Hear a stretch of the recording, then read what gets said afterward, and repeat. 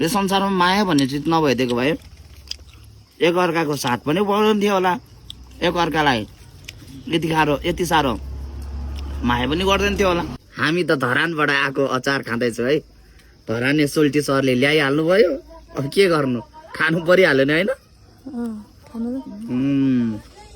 माया गरेर ल्याइदिनु भएपछि त साह्रै मिठो लाग्ने रहेछ। जे कुरा नि माया हो के। यो संसारमा माया भन्ने चिज नभइदिएको भए एकअर्काको साथ पनि बढ्दैन थियो होला, एकअर्कालाई यति साह्रो माया पनि गर्दैन थियो होला।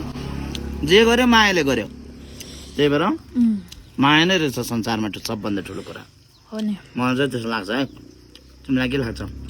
मलाई नै त्यही लाग्छ। चिउले त मिठो छ। तिमी नै खाउनु। साह्रै मिठो, दामी।